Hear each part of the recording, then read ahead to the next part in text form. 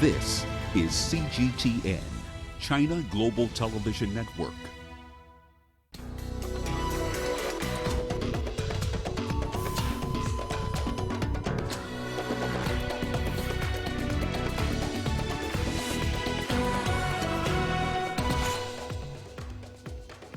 Malian soldiers promised to hold new elections amid international condemnation following the ouster of the West African nation's government in a military coup.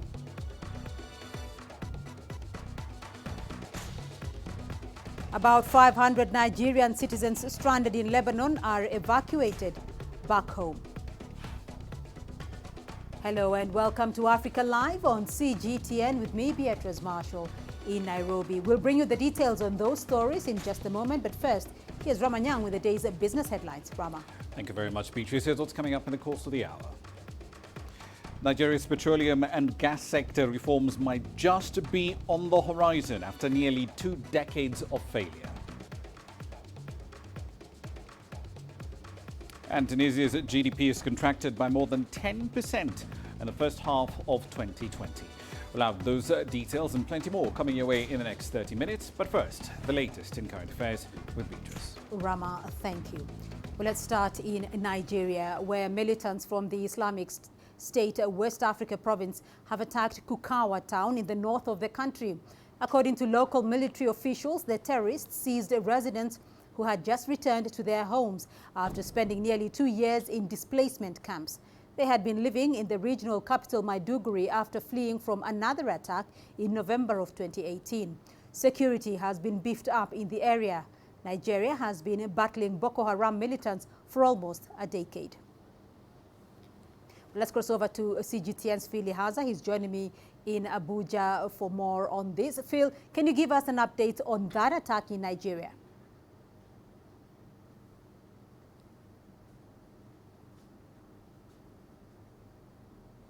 Well, thank you, Beatrice. We've just been getting reports of an attack in the region of Borno, the northeastern part of Nigeria, a village called Kukawa, where insurgents attacked the town, and there are reports of several hostages taken into custody. There's no confirmation yet from the officials of the military and, of course, the top government officials about that attack, but we've also seen some of the reports from the military and government officials how that the military has also been embarking on several onslaughts of the terrorist groups in Borno. Apart from local resources, local sources from that community, how that several houses were razed, properties were destroyed, and several hostages taken. That's the only level that we can confirm that report until we hear from the military sources confirming this attack, also to know what is being done to locate these hostages, where they're taken to, and of course how they can recover them and return them back to their hometown. Well, Phil, stay with us because we are following up on another story in the West African region in Mali, where soldiers who mutinied have taken over the reins of power in the country. They arrested President Ibrahim Boubacar Keïta and forced him to resign. The soldiers have pledged to set up a civilian transitional government and hold new elections, even as they were condemned internationally. Ashta Tal has more. Mali is now in the control of the National Committee for the Salvation of the People. The mutinying soldiers have drawn widespread condemnation for their arrest of President Ibrahim Boubacar Keïta and other senior officials. The group, however, is defending their actions. In order to prevent the country from sinking, patriotic forces gathered as the National Committee for the People's Salvation have decided to take responsibility before the people and history to ensure the continuity of the state and public services.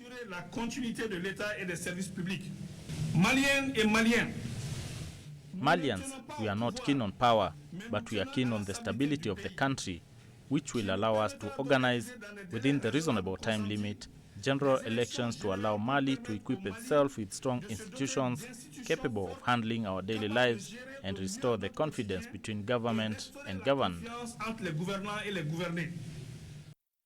ECOWAS is among those condemning the mutiny. The regional body has suspended Mali from its decision-making body. The African Union called the event an unconstitutional change. The mood is, however, different on the street of Bamako, with some supporting the group. No, we did not expect this at all. It was a surprise for everyone. But since yesterday morning, in any case the population had abandoned the president, we needed the military to step in and put an end to what was going on. But their attitude surprised people because in the past, they said they wouldn't do this. Keita remains in the custody of the mutinying soldiers after being forced to resign. Astatal, CGTN. Let's go back to Phil Ihaza, who's standing by for us in Abuja. And a little later on in the program, we'll cross over to Professor Joaf Tokar in Paris for a French analysis.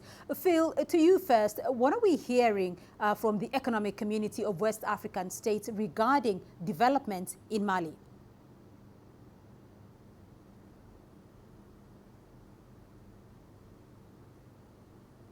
Well, thank you, Beatrice. It's been very tough condemnation statements coming from the economic community of West African states, ECOWAS, all day.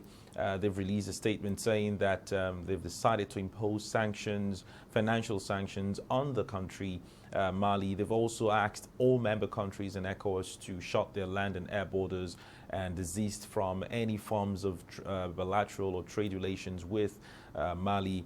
Part of the statement also, suggests that they are going to be sending a high delegation, to Mali. We're not sure when exactly, whether it's on its way or in the next couple of days. There's also a part of the statement that says that they are already considering putting up a standby coalition force of the ECOWAS.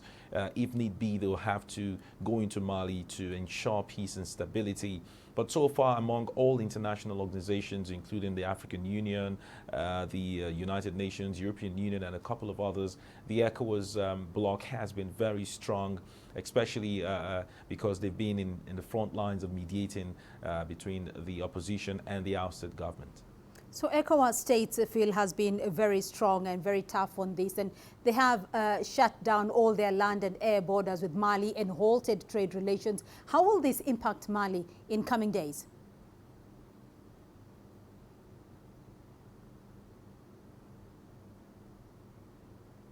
Well, Beatrice, Mali is a landlocked nation, and they've been ravaged by extreme poverty, worsening insecurity challenges, of course, linked to insurgency in that region.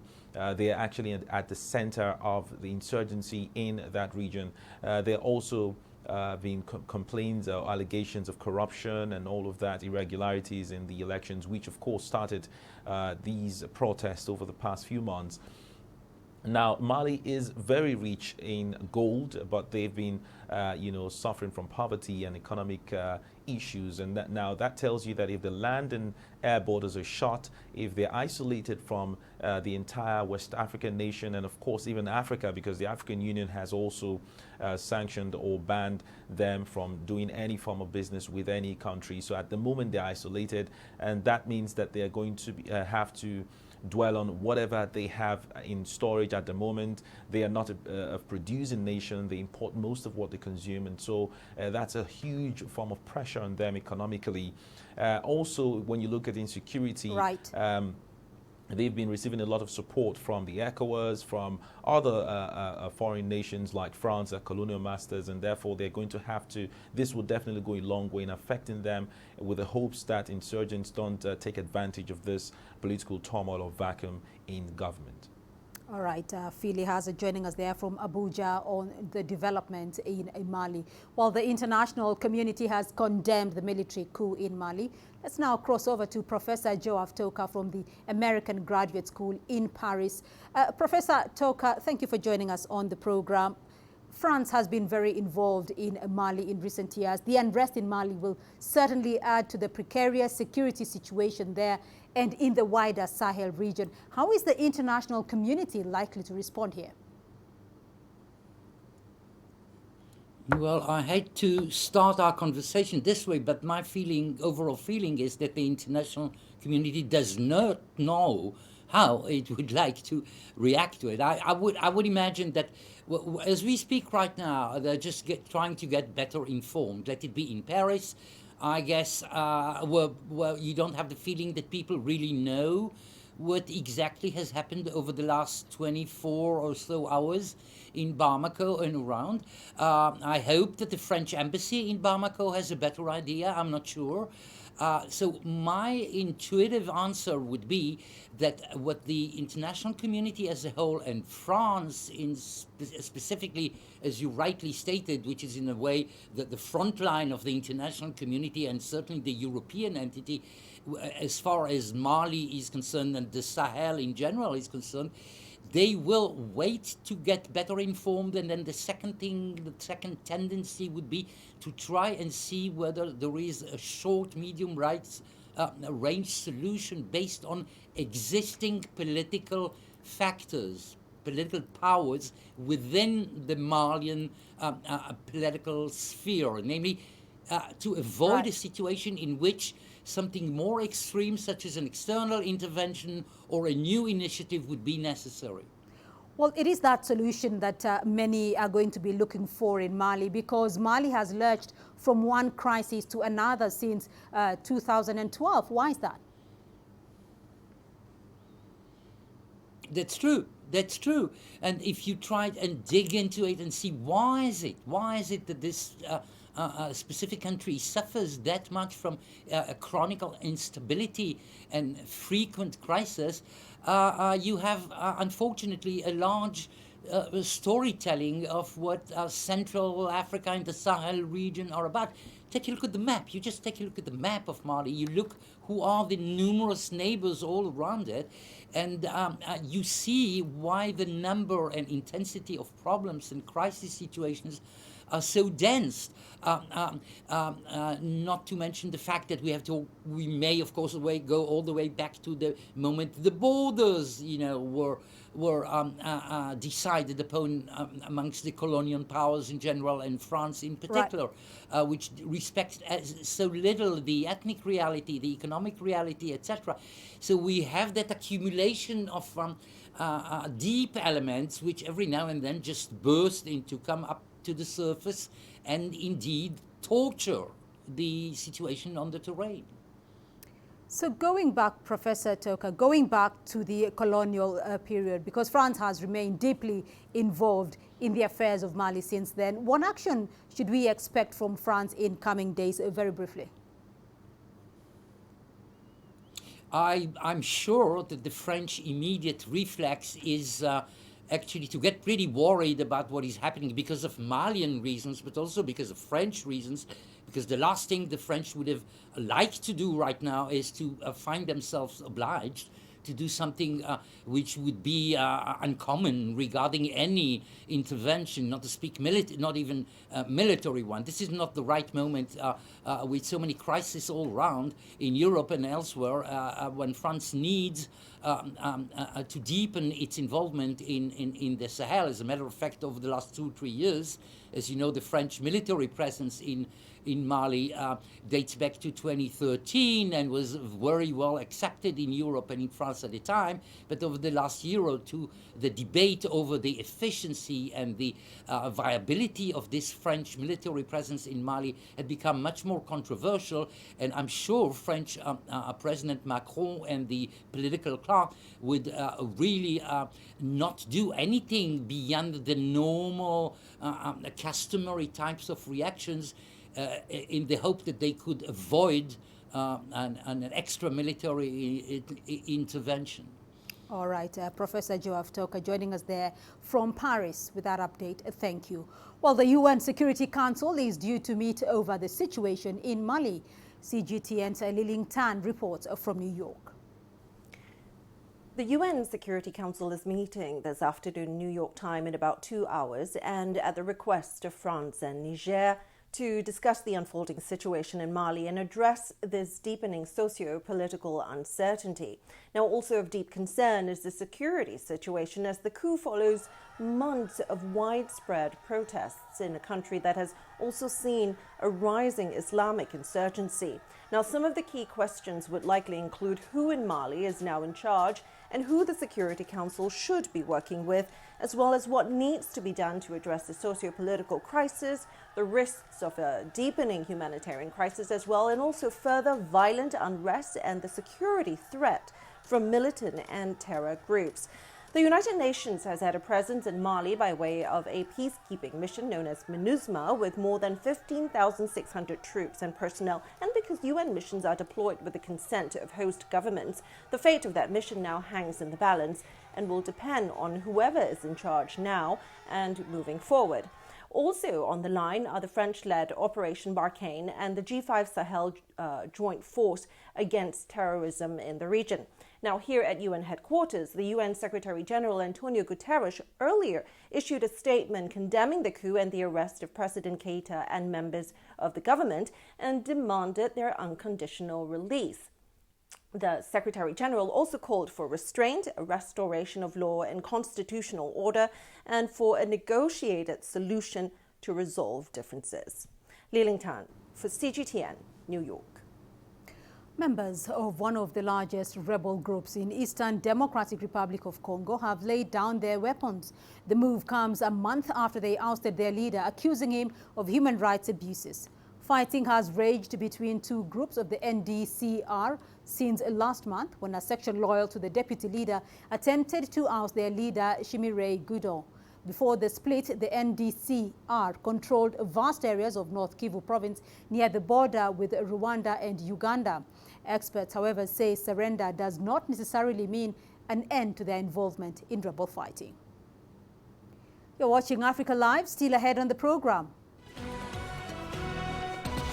The European Union says it does not recognize the outcome of disputed elections in Belarus. And in our series on COVID-19 in Africa, we look at how the pandemic is affecting livelihoods.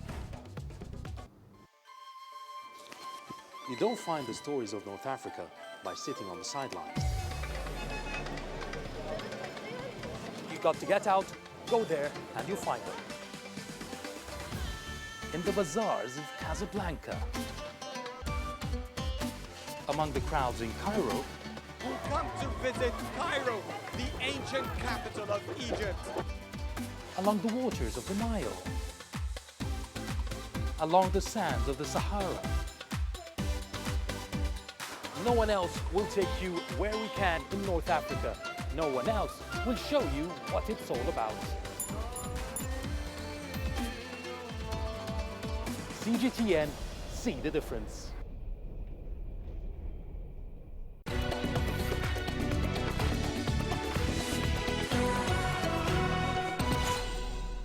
The European Union says it does not recognize the results of the disputed presidential election in Belarus and will impose sanctions on those involved in electoral fraud and repression of protests. The European Union held an emergency virtual meeting on Wednesday to discuss the crisis. Russia has warned European leaders against interfering in Belarus. Tony Waterman tells us more about the significance of Belarus in the region.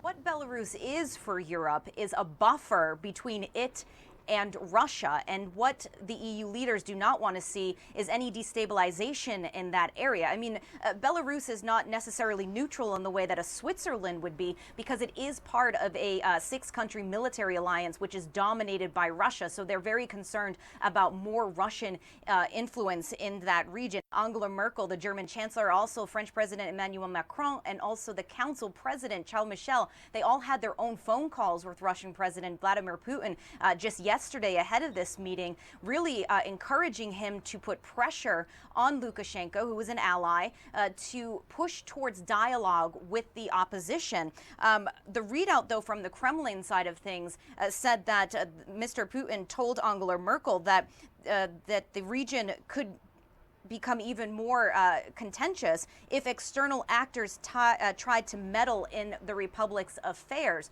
So what EU leaders now are doing is walking sort of this tightrope because they could very easily fall into this narrative of a foreign plot to try to overthrow a government. So they have to be very careful there. Now, when it comes to the Russian side of things, Belarus, Russia's a key ally, but Putin and Lukashenko have been on rather frosty terms for a couple of years now. So while Putin may not necessarily mind a regime change, what he doesn't want to see is a new regime coming into place, which is more leaning towards the West or towards Europe and less pro-Russian.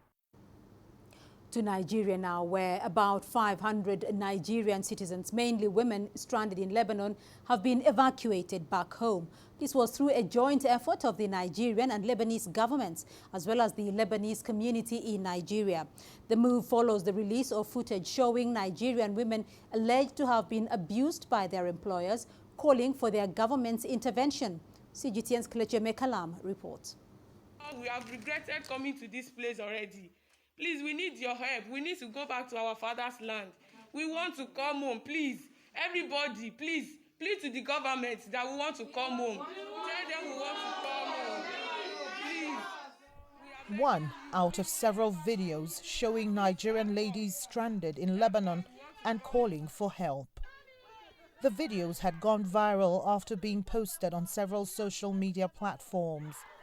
Having left Nigeria in search of work in Lebanon, their expectation of a better life was cut short, and that spurred both Nigerian and Lebanese authorities into action.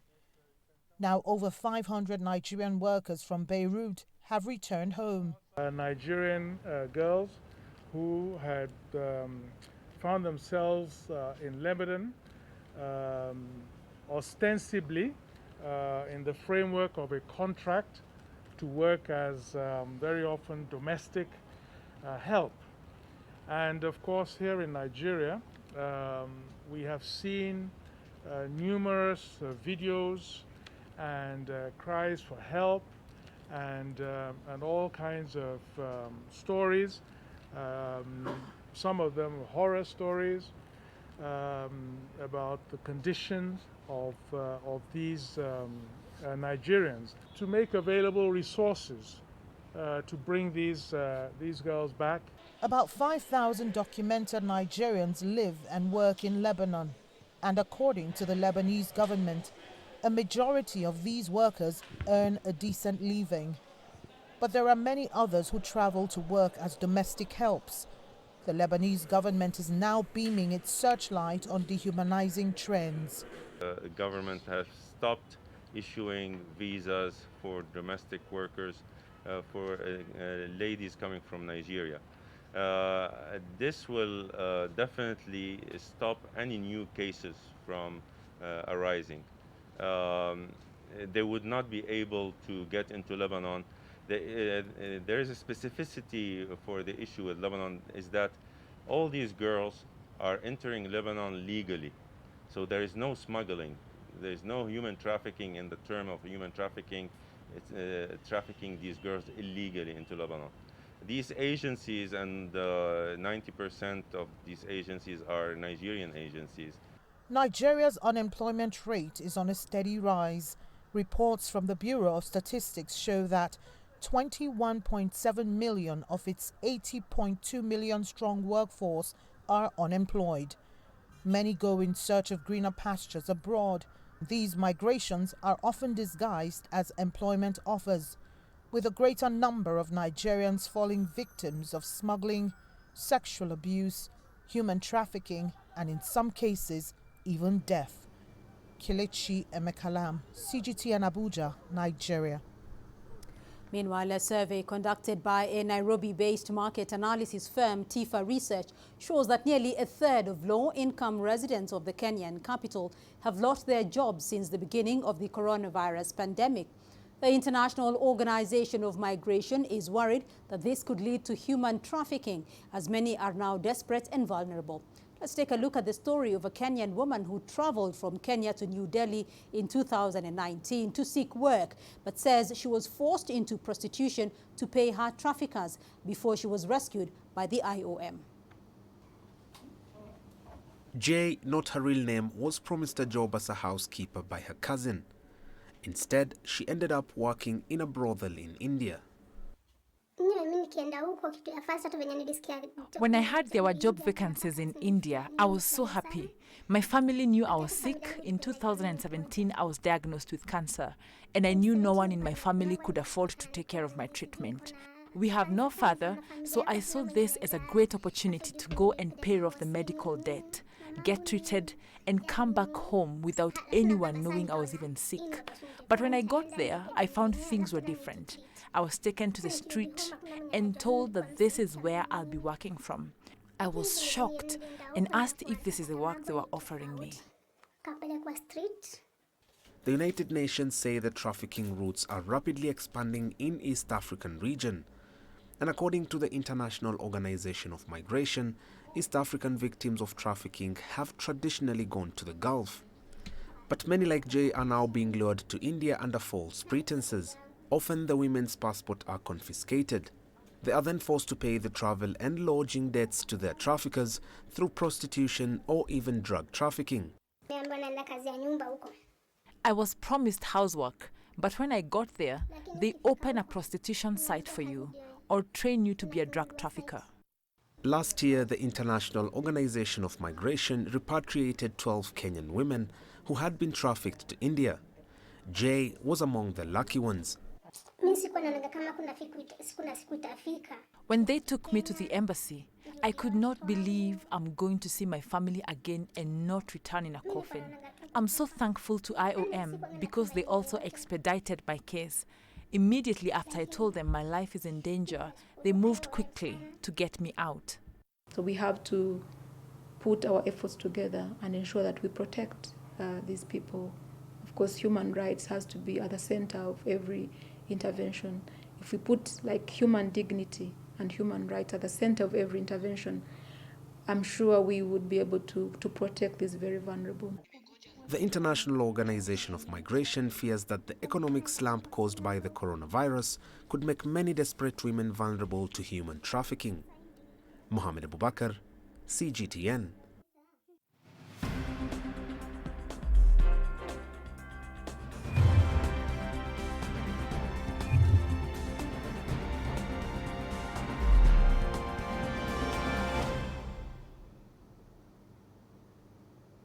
South Africa has been in lockdown for over 4 months now.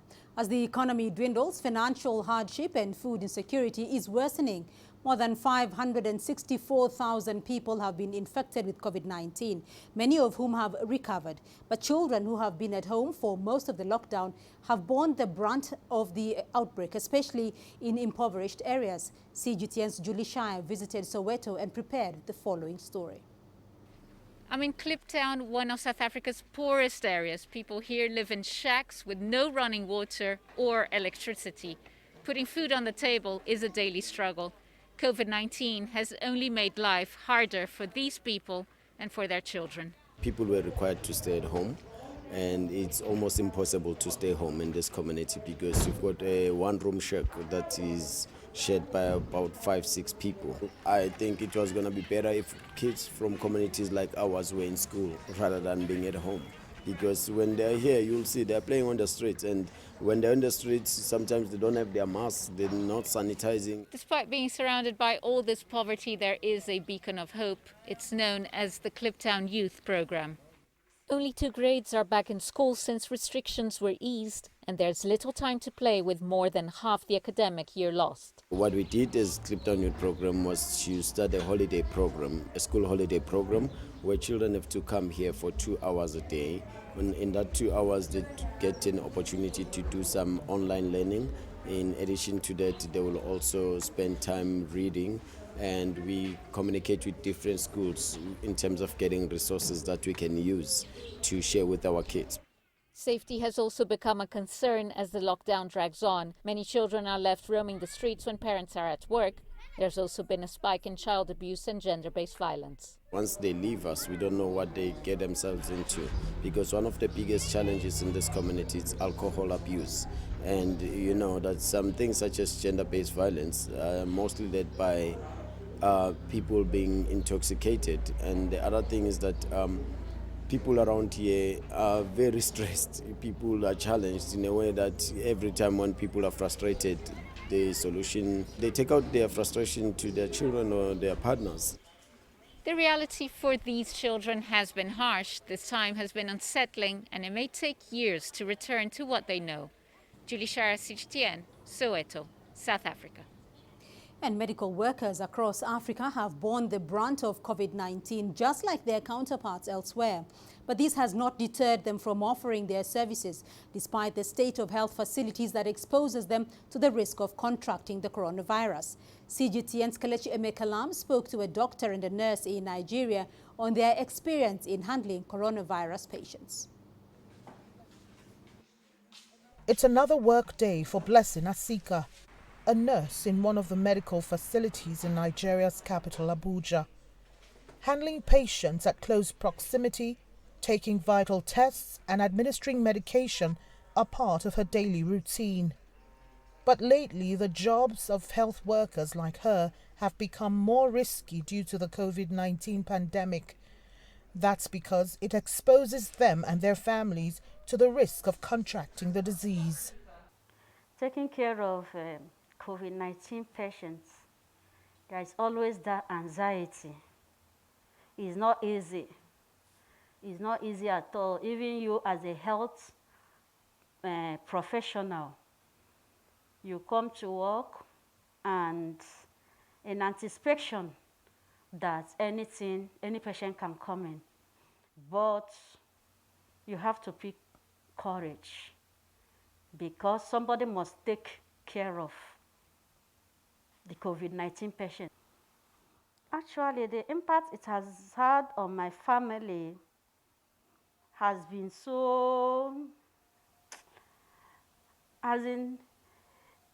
it has not been as before. Like missing that first hug as you drive into the house. The children, they run, and at times I give them sign, I say, signal, just stay. And you know, children, they feel somehow. My first daughter, who is a medical doctor, she's working here, and she was tested positive, I think about 3 weeks ago. And of course, she was part of the team that was exposed to some of the patients who have treated.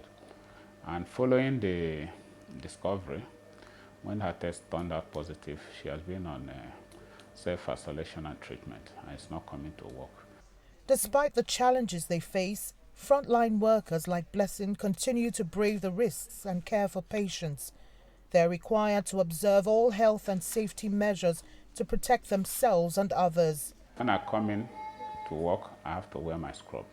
And so after work too, every person on scrubs washes hands thoroughly and then change to your normal dress before you go home. Of course, the shoes we wear, we don't take home. Everything you use for work, you leave it here and then go home with a fresh dress.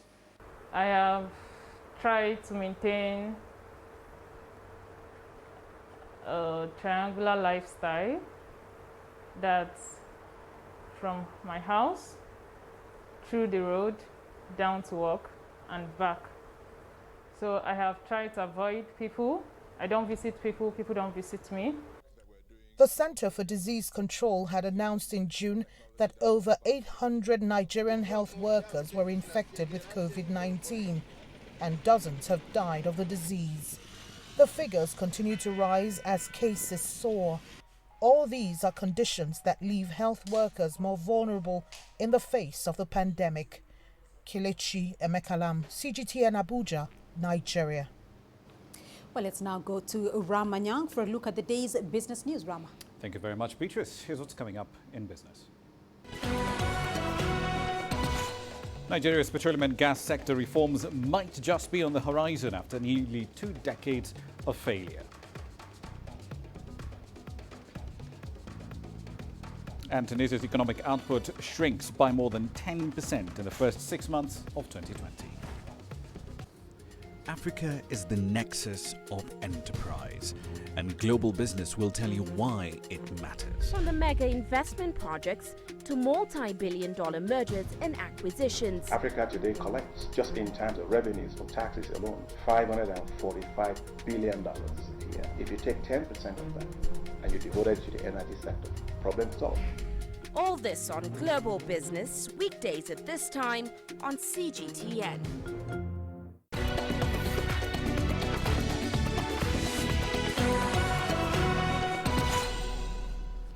Welcome back. Let's start in the hydrocarbon sector. Nigeria's oil ministry will present the long-awaited oil and gas reform bill to the head of state in days to come.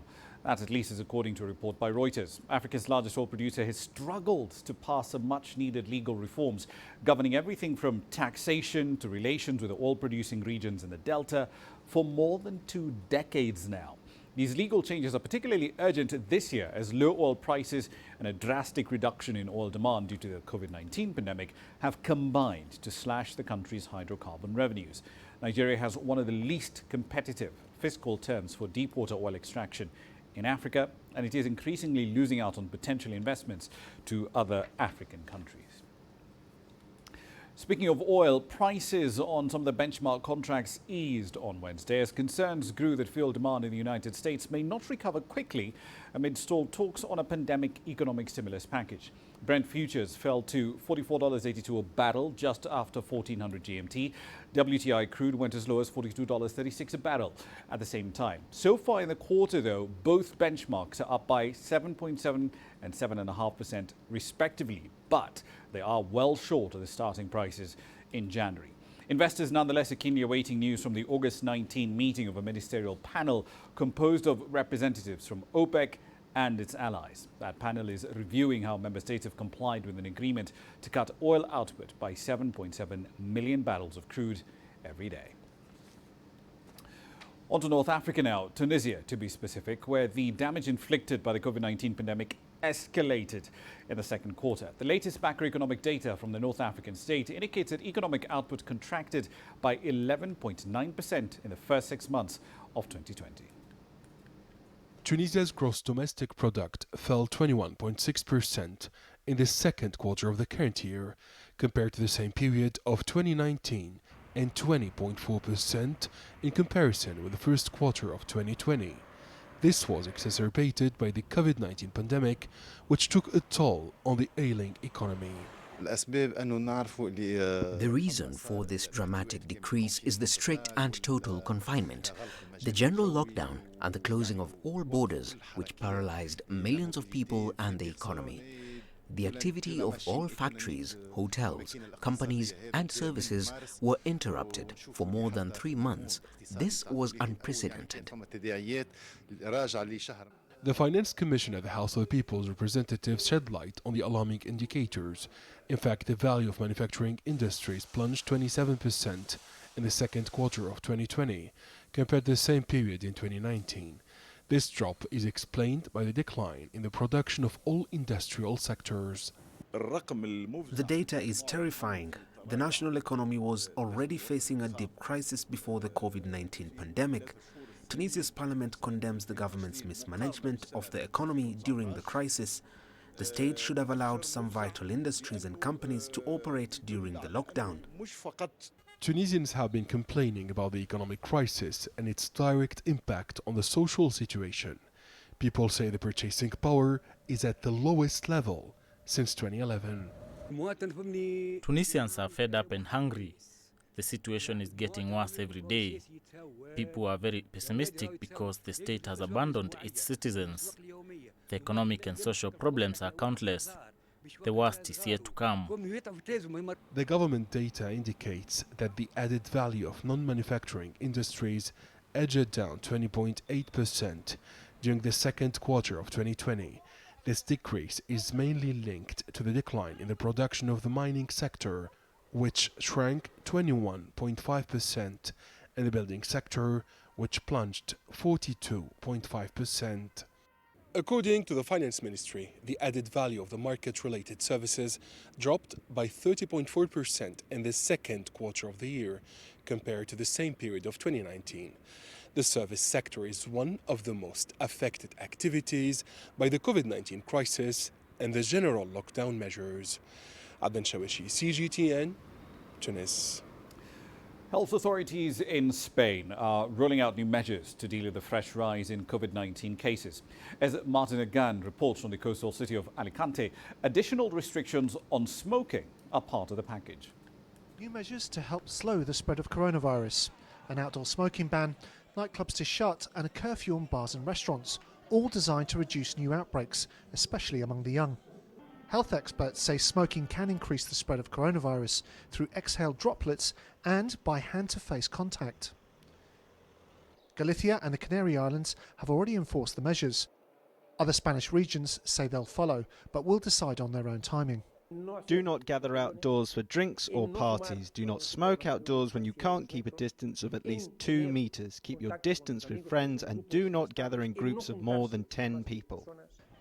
The Valencia region has recently reported 13 new outbreaks, including one here in the port of Denia. All but 2 were related to socialising. All restaurants and bars must be shut by 1 a.m, with no one being allowed to enter after midnight. The move will have a big economic impact, especially on coastal resorts that rely heavily on tourism. It will have a huge impact here because we have bars that are allowed to shut around 3 in the morning. Now we have to begin with new restrictions. That means we shut at 1 o'clock. So financially, the impact will be brutal. Banning public smoking is recommended by the World Health Organization as a way to potentially reduce transmission. Spain already had some of Europe's toughest anti-smoking laws, which are now set to become even stricter. I think everyone should be free and we have our rights. If they want to smoke, then they have the right to do so. I am a smoker, but I do support this new measure to stop smoking. If it can help us avoid further COVID infections, then this is a good thing. The new measures are another heavy blow to an already battered tourism economy. But with the new infections now getting close to what Spaniards suffered at the start of April, it's a move considered by many to be essential. Martin Egan, CGTN, Alicante. Now, the China-Africa Joint Research and Exchange Conference has taken place in the Kenyan capital. This year's event is focusing on fighting COVID-19, but also building manufacturing capacity across African economies. CGTN's Terry Wangari has details.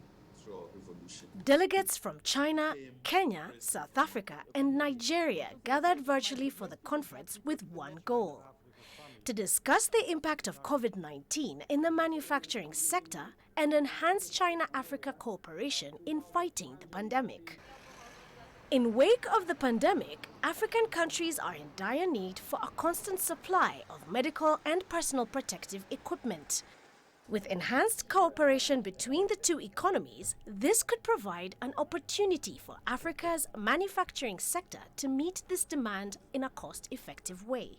Post-COVID manufacturing is key to creating new sources of livelihood on the continent. Africa and China need to scale up their cooperation in industrialization and manufacturing as a necessary step towards post-COVID-19 recovery agenda. Without a doubt, investment in Africa is key to post-COVID economic recovery. It thus has meant that countries can be forced to do with limited importation of manufactured products. The urgent need for personal protective equipment has been a clear example of the urgency needed to build manufacturing capacity, to manufacture personal protective equipment to save lives and to slow down the rate of infections.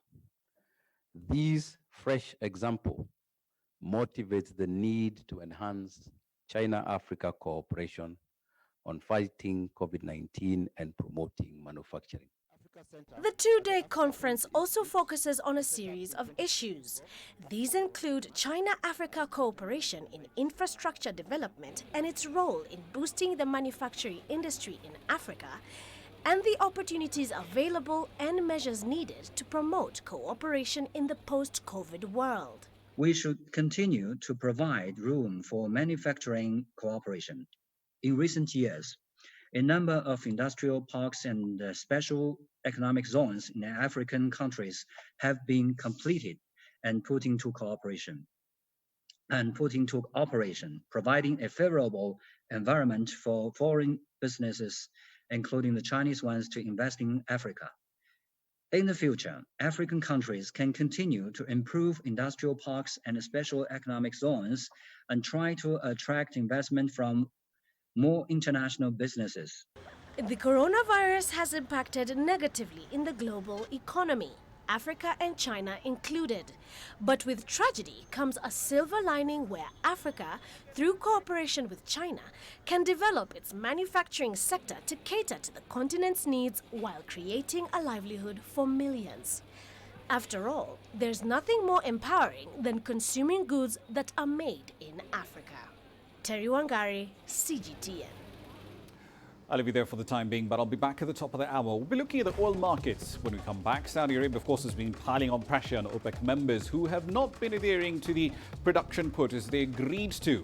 We'll have the latest on the oil cartels meeting and, of course, the latest on the markets as well, live from London, and plenty more. All that's in the pipeline at 1800 GMT. See you then. For now, back to Beatrice. Ramah, thank you. And we still have more news for you here on the program. Here's what's coming up. Gyms in South Africa set to reopen under strict COVID-19 protocols. Join us in Global Business and see Africa through our eyes. The greatest journeys, the greatest sights, the greatest adventures. Here in Qanater, this weir allows the locals to walk on water. We're far more than just TV news. We're your passport to the wonders of Africa. To bring you stories of struggle, survival and hope.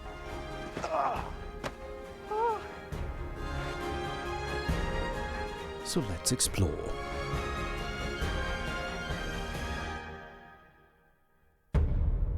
CGTN.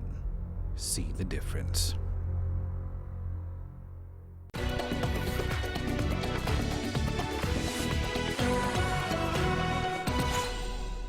The announcement on Saturday night by South African President Cyril Ramaphosa that the country would move into level 2 of the strict 5-month lockdown meant that gyms would be allowed to reopen from Tuesday. Many fitness fanatics are elated following this development, but are the fitness centers ready for members yet? CGTN CS Du Plessis went to find out. Going to the gym is one of the favorite pastimes for many South Africans. Planet Fitness is one of the most frequented gym franchises in the Rainbow Nation. With 47 gyms, it is one of the largest on the African continent. Having been given the green light, this branch in Johannesburg is finally open and ready for business. I think being on lockdown for 5 months has been really tough on a number of fronts. The economic side, it's been tough for staff. It's also been tough for our members. There's been a lot of preparation that we've had to put in place. We've got a protocols document that's 29 pages long, and it's really been tough to put all of that together, but we're ready, we're 100% compliant, we're open and we're back. Months of planning and preparation have resulted in a safety protocol document that has met the South African government's return to business requirements. Several additional precautions have also been implemented to keep the members safe. When members arrive, you'll notice that they are met by a nurse, a qualified nurse, and in some places our COVID-19 compliance officer, where pre-screening takes place, sanitizing, social distancing, and you'll notice that there's a lot of social distancing markers that are around the club. In some cases, we've moved equipment out so that we can space the equipment. We're managing the numbers. We're only allowed 50 in at the moment. The opening of gyms has been met with mixed emotions by many gym goers. But with an increased amount of stringent safety measures in place, like weights being constantly sanitized, members like Julianne Kerwin are happy to be training again. Not nervous at all. I just think there's an awareness, there's a personal awareness that we have to take into consideration, whether you're at the grocery store and now coming back to gym. And I think Planet Fitness have really picked up their game in terms of keeping everybody safe with all of the disinfectant, sanitizing. Yeah, so I'm pretty comfortable in the space. The overall experience has indeed received the thumbs up. I would give it a 10 out of 10, and I'd say definitely come back to gym, keep your body healthy, keep your immunity up, stay active, stay fit. Extreme social distancing is now the new normal in gyms across South Africa. It's something that avid gym goers will have to accept. But despite all the red or blue tape in terms of safety protocols, the general feeling is that it's good to be back training and breaking a sweat after 5 months in lockdown. CS Duplessis, CGTN, Johannesburg. And we have more sports news coming up for you. Here's what's ahead.